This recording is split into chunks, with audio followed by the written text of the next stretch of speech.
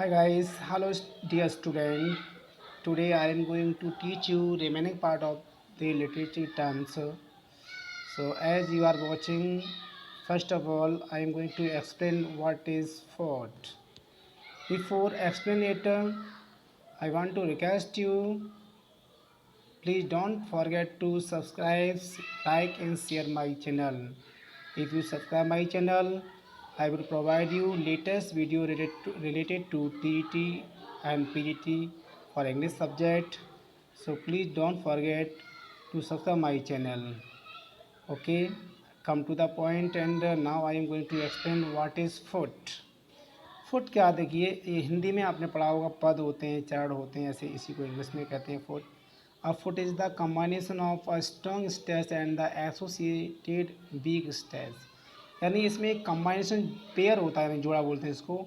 इसमें एक strong stroke होगा, एक लॉन्ग साउंड होगी and the associated weak sound, और दूसरा उसी का जो पेयर में होगा एक स्लो साउंड होगी, तो उसे कहेंगे हम फुट.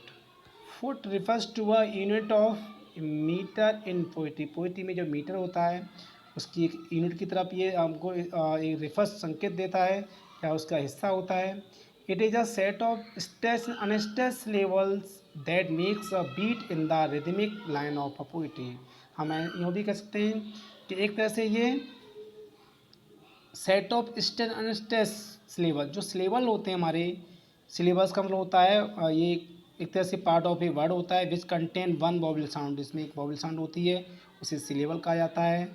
तो उसमें एक बीट की जो साउंड होती है, जो एक पोइट्री की किसी भी लाइन में एक रिदमिक तरीके से आपको पढ़ने पर महसूस होती है, जब उसका प्रोनाउंसिएशन करते हैं, उच्चारण करते हैं, तो वो आपका उसी सेट ऑफ स्ट्रेस और अनस्ट्रेस जो पेयर होता है उसको ही हम कहते हैं फुट. अब देखिए यहाँ बात आती है मीटर की, जो हमने अभी लाइन में पढ़ा था कि foot refers to a unit of metre in poetry.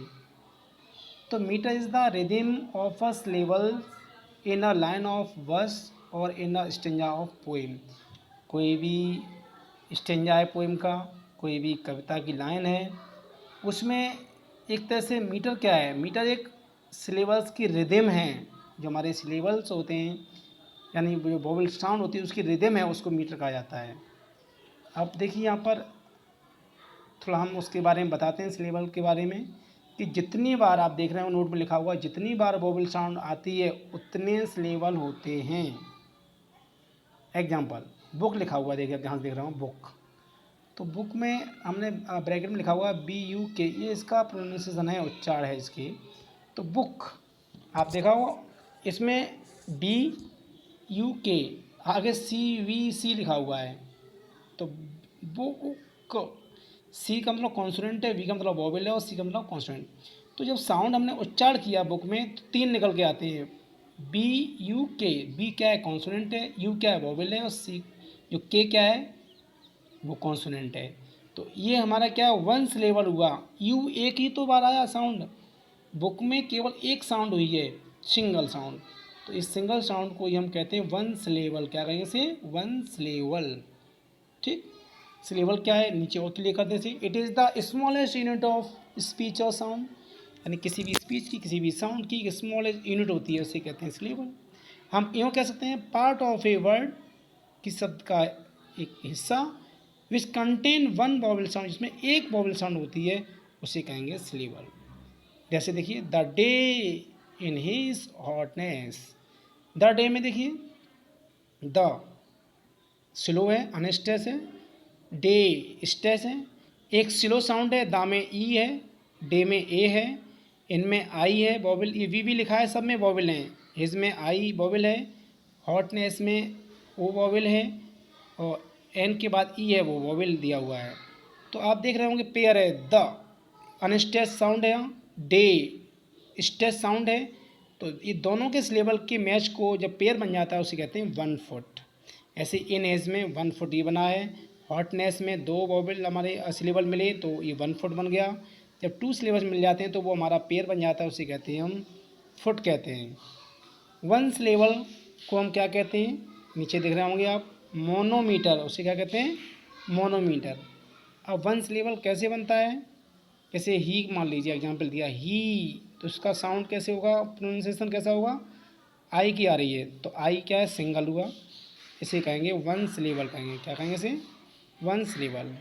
No, no में क्या होगा, ओ की साउंड आ रही है, के साइलेंट होता है, तो इसमें वन सिलेबल कहलाएगा ये। स्टडी, तो STUDI, बाई को आई की साउंड दी है हमने यहाँ, तो इसमें एस कॉन्सोनेंट है, टी कॉन्सोनेंट है, और यू आपका वोवेल हो गया, फिर डी कॉन्सोनेंट है, आई आपका वोवेल हो गया, तो इसमें डबल टू यानी टू सिलेबल वाला ये शब्द बना।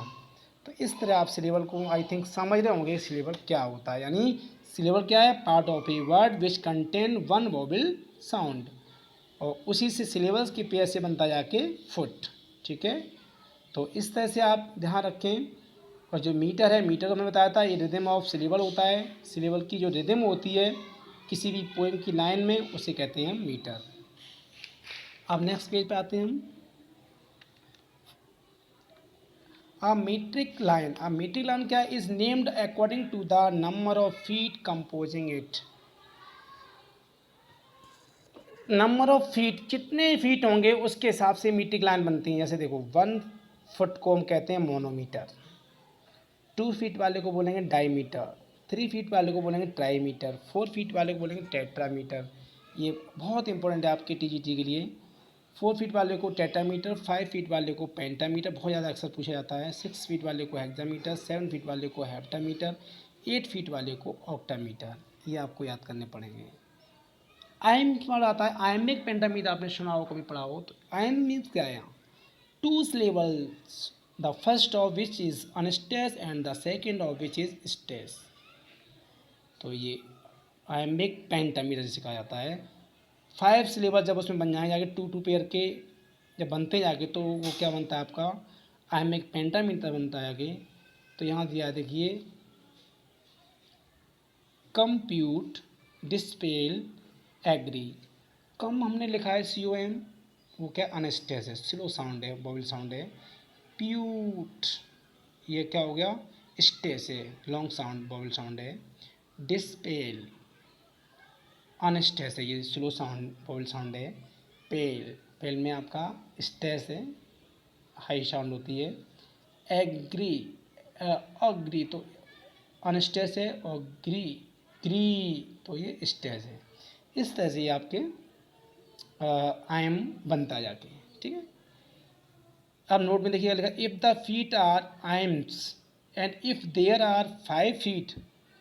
अब उसमें आयम्स, आयम्स मतलब एक अनस्ट्रेस है और एक स्ट्रेस्ड है पेयर, और इफ़ देयर आर 5 फीट, और ऐसे ही 5 फीट आपके बन जाते हैं, एक स्ट्रेस, एक अनस्ट्रेस, एक स्ट्रेस, एक अनस्ट्रेस, एक स्ट्रेस, 5 बन जाते हैं, तो 10 हो गए सिलेबल। तो वो क्या बन जाता है, उसे कहते हैं आयम्बिक पेंटामीटर, उसे कहेंगे आयम्बिक पेंटामीटर। अब बात देखिए आती है आपकी लिटरेचर में, लिटरेरी टर्म्स में कुछ ऐसी चीज़ आती हैं जो हम पढ़ते पढ़ते बीच में ऐसे आ जाते हैं, बट इनको समझ नहीं पाते, कहते हैं इसका मतलब क्या है यार। हम भी जब पढ़ते थे तो समझ नहीं आता था इसे क्या कहते हैं। तो ये जानना बहुत ज़रूरी है, जो मैं आपको छोटी छोटी बातों को आज इस पर केवल इस वीडियो में बताएंगे। हम एक लेंथी मैटर को नहीं लेके चल रहे हैं, किसके बारे में क्या कहा जाता है। सिंपल सी बात है, हम आपको एक इंट्रोडक्टरी कुछ वर्ड हैं वो आपको बताने जा रहे हैं इसमें। जैसे कपलेट, कपलेट को क्या कहते हैं हिंदी में, दोहा। 2 लाइन्स स्टेंजा, है ना। स्टेंजा का मतलब जानते हैं, जो आपका कोई भी पोएम की, जैसे 4 लाइन स्टेंजा होता है, 8 लाइन स्टेंजा होता है, सोनेट जैसे कहते हैं, 14 लाइन स्टेंजा है आपका। तो ये क्या है, इसमें कपलेट का मतलब होता है 2 लाइन स्टेंजा, ये आप नोट कर लें। टर्सिट और टर्जा रेमा दोनों पूछ सकते हैं एग्जाम में। तो टर्टिस और टर्जा रेमा को बोलते हैं 3 लाइन्स स्टेंजा। जब 3 लाइन का स्टेंजा कहीं हो तो उसे बोलेंगे हम टर्सेट या टर्जा रेमा। क्वाइट्रेन क्या बोलते हैं, 4 लाइन स्टेंजा। 4 लाइन स्टेंजा को क्या बोलते हैं हम, 4 लाइन की कोई पोएम होती है इंग्लिश में तो उसे बोलेंगे क्वाइट्रेन। आपने देखा हो शेक्सपियर सोनेट में 3 क्वाइट्रेन होते हैं 4 लाइन के, तो 4 3 या 12 लाइन हो गई, और लास्ट में एक कपलेट होता है जिसे दुआ कहते हैं, तो 14 लाइन का वो बनता है, शेक्सपियन सोनेट बनता है। सेस्टेट, सेस्टेट का मतलब होता है 6 लाइन स्टेंजा। आपने देखा होगा जब सोनेट की बात चलती है तो स्टार्टिंग की 8 लाइन को ऑक्टेव कहा जाता है, और लास्ट की जो 6 लाइन उन्हें कहते हैं सेस्टेज। और 6 लाइन को डिवाइड करते हैं दोनों पार्ट में, तो 3 लाइन हो जाती है, उन्हें कहते हैं हम टर्सेट, जो आपको ऊपर भी बताया था मैं, टर्सेट या टर्जरिमा। अब आइए अब नेक्स्ट पॉइंट पर, राइम रॉयल बहुत ज़्यादा पूछा जाता है। राइम रॉयल 7 लाइन स्टेंजा को कहते हैं हम राइम रॉयल। 7 लाइन स्टेंजा को हम कहेंगे 7 लाइन स्टेंजा को क्या कहते हैं, राइम रॉयल। अब बात आती है ऑक्टेव, जो अभी अभी बताया मैंने आपको।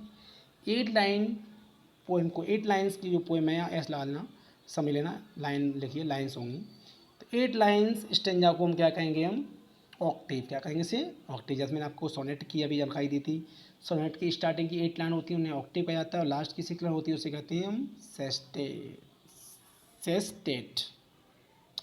अब बताती स्पेंसियन स्टेंजा। स्पेंसियन स्टेंजा किसे कहते हैं, 9 लाइन स्टेंजा, जो 9 लाइन का स्टेंजा कहीं आपको दिखे तो समझ लो वो स्पेंसियन स्टेंजा कहलाएगा, स्पेंसर के नाम से। अब बात आती है प्रोटागोनिस्ट, बहुत ज़्यादा पूछा जाता है ये। The hero of the play, play के हीरो, कोई भी ड्रामा है उसमें यह एक नायक का रोल कर रहा है उसे कहते हैं प्रोटागोनिस्ट। एंटागोनिस्ट जैसे कहते हैं एंटी, तो villain of the story, play, drama who fights against the protagonist उसे कहते हैं एंटागोनिस्ट। आइए आगे बढ़ते हैं। प्रोलॉग, प्रोलॉग को क्या बोलते हैं, prologue beginning part of the play, किसी प्ले का बिगिनिंग पार्ट है, स्टार्टिंग उसकी, उसे प्रोलॉग कहा जाएगा। एपिलॉग, तो एपिलॉग किसे कहेंगे, ending part of the play, उसे क्या कहेंगे, एपिलॉग कहा जाता है। एपिग्राफ, एक एपिग्राफ अलग था, ये एपिग्राफ है, a quotation at the beginning of some piece of writing, उसे एपिग्राफ कहा जाता है। कोई भी चीज़ लिखी जाती है उसके स्टार्ट में कोई कोटेशन रख देते हैं हम, तो उसे एपिग्राफ कहा जाता है। आइडल, आइडल कहते हैं a short descriptive poem of rural और पेस्टोरल लाइफ, एक देहात से रिलेटेड पेस्टोरल, इसे कहते हैं एक सैफर टाइप के जीवन यापन करने वाले, इसके ऊपर कोई कहानी लिखी जाती है तो उसे हम, जो देहात से रिलेटेड होती है, शॉर्ट डिस्क्रिप्टिव पोएम होती है, उसे कहते हैं आइडल। अब आती है ऑटोबायोग्राफी, मोस्टली आप सभी जानते हैं इसको, तो फिर भी मैंने आपको यहाँ लिख दिया है, बता रहा हूँ आपको। The life history of a person written by himself, यानी जब किसी व्यक्ति के द्वारा अपनी जीवनी जो लिखी जाती है उसको, इसे कहते हैं आत्मकथा कहते हैं इसको हम, तो ऑटोग्राफी होता है। जैसे यहाँ लिखा हुआ है, डी क्विंसी ने अफीम ईटर लिखा और विलियम वर्ड्सवर्थ की थी प्रीड्यूल, बहुत अच्छी उनकी आत्मकथा है। बायोग्राफी जानते हो, जीवन चरित्र, ये भी होता है। The life history of a person written by another, जब कोई व्यक्ति किसी दूसरे के ऊपर उसकी बायोग्राफी लिख रहा है, उसकी जीवन चरित्र के बारे में लिख रहा है, तो वो क्या कहलाएगा, बायोग्राफी कहलाएगा। इसमें सबसे अच्छा एग्जांपल है एस टी कॉलेज, जो विलियम वर्ड्सवर्थ के क्लोज फ्रेंड थे, उन्होंने बायोग्राफिया लिटरेरिया लिखा था, बहुत अच्छा। ठीक है, तो I hope you would like this video, thank you.